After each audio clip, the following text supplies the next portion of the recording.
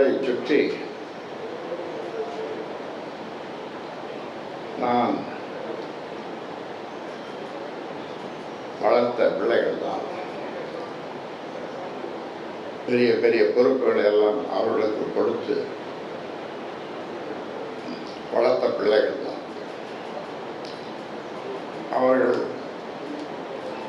ஏதோ தெரியவில்லை, அவரோடு சேர்ந்து அவர்களும்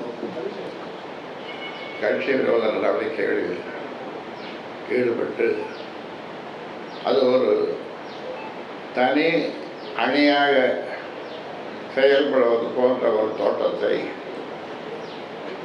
அது ஒரு தனி கட்சியாக செயல்படுவது போன்ற தோற்றத்தை அவர்கள் ஒரு 10 பேர் அவரோடு சேர்ந்து கொண்டு செய்து வருகிறார்கள்.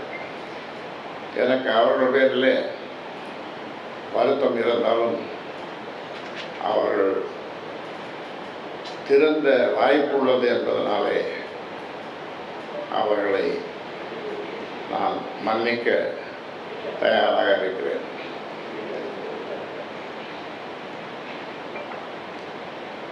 ஆனால் 10 பேர் 10 பேரோ 11 12 இவர்களெல்லாம் கொஞ்சம் கொஞ்சமாக அவர்களை உதவி செய்யவில்லை. அவர்கள் எதிர்பார்க்காத அளவுக்கு அந்த அளவுக்கு அவர்களுக்கு வளர்த்து விட்டேன், உதவி செய்தேன். இதையெல்லாம் உதவி செய்துட்டு வளர்த்து விட்டு சொல்லி காட்டுவது நன்றாக இருக்காது என்றாலும் கூட அவர்கள் யார் என்பதை இந்த நேரத்தில் நான் சொல்ல தேவையும் இல்லை. நான் சுருக்கமாகவே சொல்லிவிட்டேன். அங்கே இருந்தால், அங்கமணியோடு இருந்தால் அவருக்கு பலவித நன்மைகள் கிடைக்கும் என்பதனால் கூட இருக்கலாம். எப்படியோ அவர்களும் என்னோடு இருந்தவர்கள் தான், நான் வளர்த்தவர்கள் தான். நான் இல்லாமல் அவர்கள் வளர்ந்திருக்க முடியாது, இந்த நிலைக்கு வந்திருக்க முடியாது. அது போகட்டும். மூத்தவர்கள் ஒரு 4-5 பேர் அன்புமணிக்கு அறிவுரை சொல்லி அப்பா சொல்வதை கேட்டு நடந்து கொள்ளுங்கள் என்று சொன்னபோது அவர் எதையும் கேட்காமல் மதிக்காமல் போனது. மரியாதைக்குரிய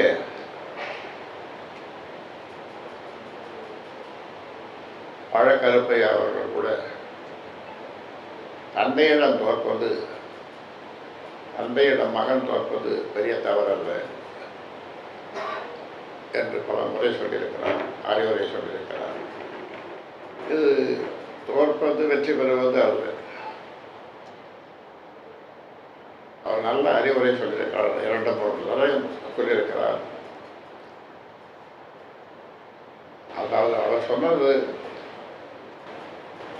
தந்தை சொல்ற மாதிரி, தந்தை சொல் மிக்க மந்திரம் இல்லை என்று சொல்ற மாதிரி தந்தை சொல்லை கேட்டு நடந்து கொள்ள வேண்டும், அதிலே தவறில்லை என்று அவர் மிக அழகாக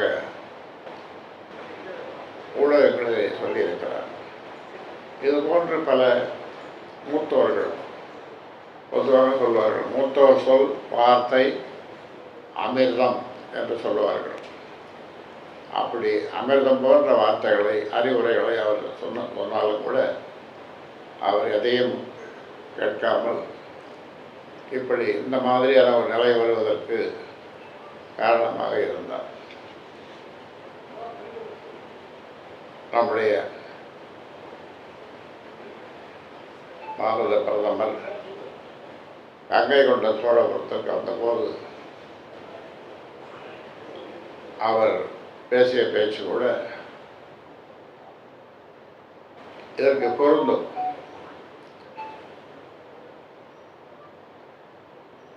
தனையனுடைய செயல் தந்தையினுடைய செயலை விட உயரமாக இருக்கக்கூடாது. அந்த தஞ்சை பெரிய கோயில் அந்த உயரம் கங்கை கொண்ட சோழபுரத்தில் கட்டப்பட்ட உயரம், அது பெரிய கோயில் உயரமாகவும் இது தாழ்வாகவும் இருந்ததை சுட்டி காட்டி, ஆக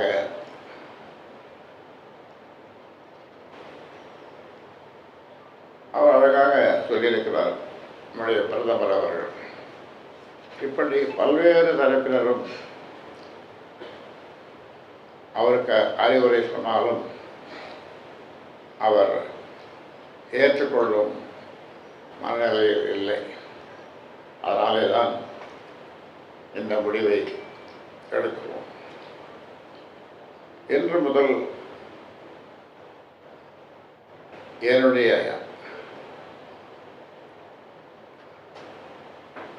இரா என்ற தலைப்பழத்தை போட்டுக்கொள்ளலாம். கட்சியை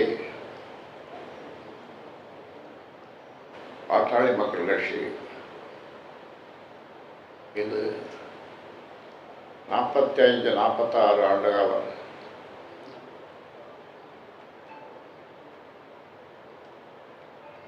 ஓடி ஓடி உழைத்து ராந்தல் விளக்கிலே வயல்வெளியிலே நடந்து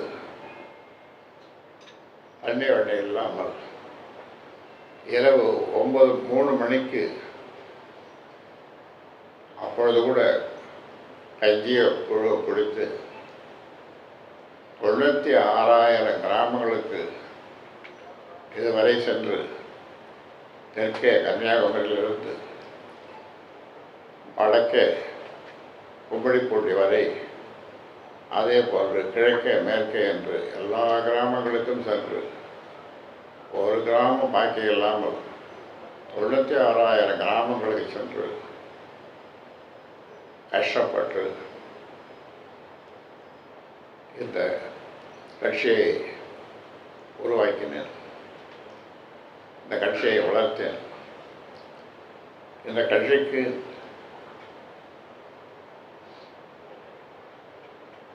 இந்த கட்சியிலே சேருகிறவர்கள் அது சேர்ந்த பிறகு அவர்களுக்கு பயிற்சி வகுப்புகள் இங்கே இந்தியாவிலே யாரும் அதுபோல் செய்யவில்லை. பயிற்சி வகுப்புகள் இங்கே அரசியல் பயிலரங்கம் என்ற ஒன்றை 2002 தொடங்கி இன்று வரை அதை நடத்தி வருகிறேன். ஆனால் அதற்கு அன்புமணியினுடைய ஆதரவு கிஞ்சிற்றும் இல்லை.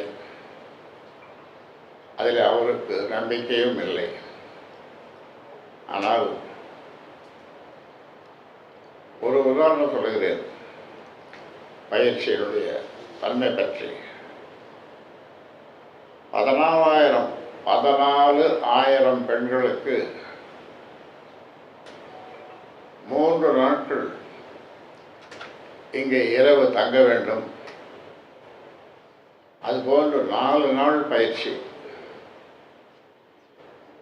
14,000 பெண்களுக்கு 4வது நாள் சான்றிதழ் கொடுத்து அவர்களை பேச சொல்லி ஒரு 10 பேரை பேச சொல்லுவேன்.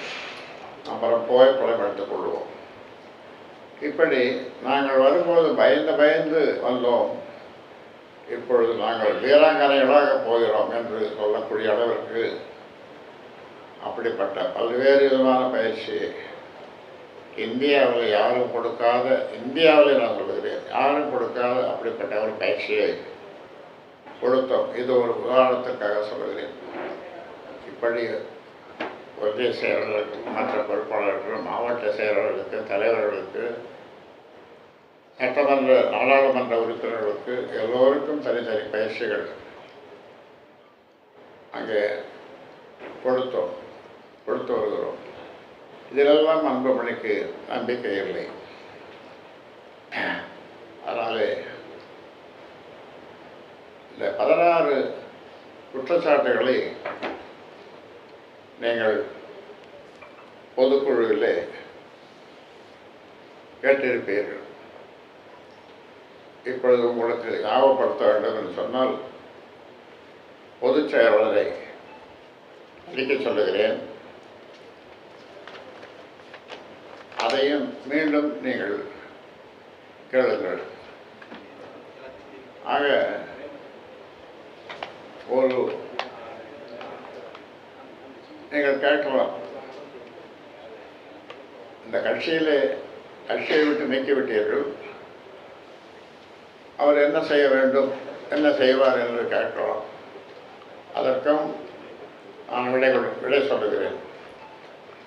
அவர் தனியாக ஒரு கட்சி ஆரம்பித்துக் கொள்ளலாம்.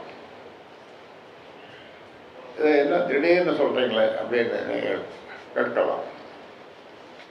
இதை 3 முறை சொல்லியிருக்கிறேன். ஒரு வருடத்துக்கு முன்னால் 3 முறை.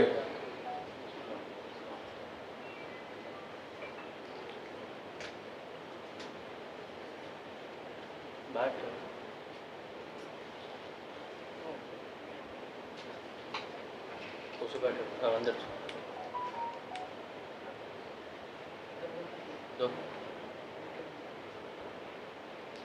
3 முறை சொல்லியிருக்கிறேன். நீ வேணும்னா ஒரு தனி கட்சி ஆரம்பிச்சுக்கோ. இப்பொழுது சொல்லுகிறேன், நீ ஒரு தனி கட்சி ஆரம்பிச்சுக்கோ. இது ஒரு தனி மனிதர் ராமதாஸ் ஆரம்பித்த கட்சி. அதனால் இதில் உரிமை கொண்டாட யாருக்கும் உரிமை இல்லை.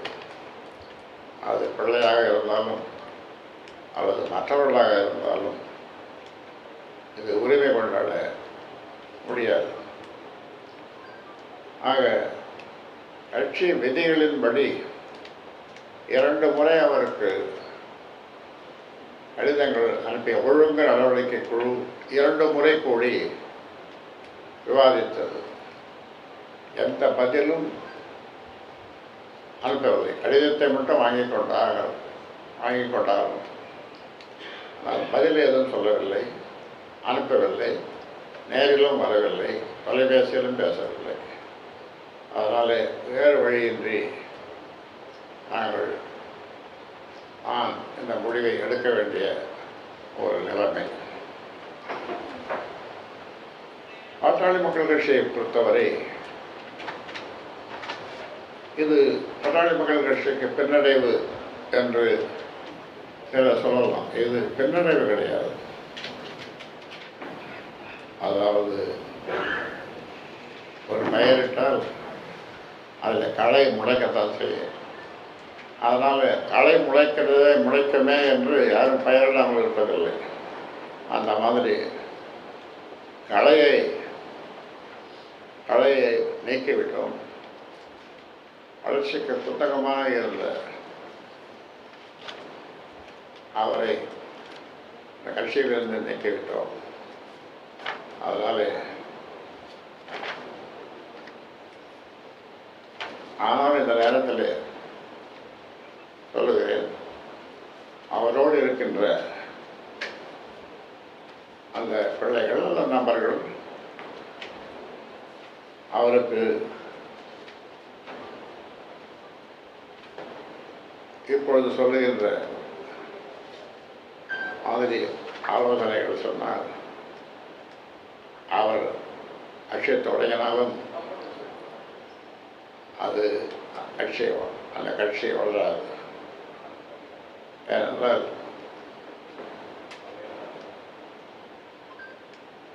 இதனை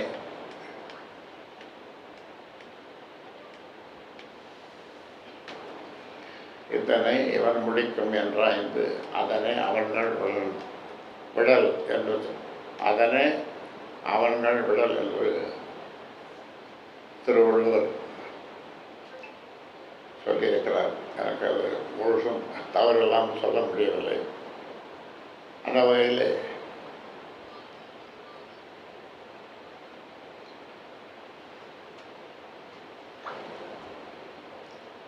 என்னோடு 40 முறை பேசியிருக்கிறார். பேசினேன் என்று சொல்கிறோம், அது ஒரு பொய். பேசுவதெல்லாம் பொய், உண்மை கிடையாது. பேசுவதெல்லாம் பொய். பொதுவாக அரசியல் வட்டாரத்திலே சொல்லுவார்கள், அரசியல் அரங்கிலே அல்லது நாடுகளிலே சொல்லுவார்கள். என்ன சொல்லுவார்கள்? ஆண்ட புழுதுகள் பார்த்து சொல்லுவார். அதற்கு பதிலாக இன்னொரு கட்சிக்காரர் ஆகாச புழு என்பார். இன்னொரு கட்சிக்காரர் பவானி ஜமக்களத்தில் வடிகட்டிய பொய் என்று சொல்வார். அந்த அன்புமணி பொய்யோ இது எதிலுமே அடங்காது. அன்புமணி பொய் தான், அதற்கு அந்த பேர் தான் வைக்க முடியும். உடனுக்குடன் செய்திகளை தெரிந்து கொள்ள சன் நியூஸ் பெல் ஐகானை கிளிக் பண்ணுங்க.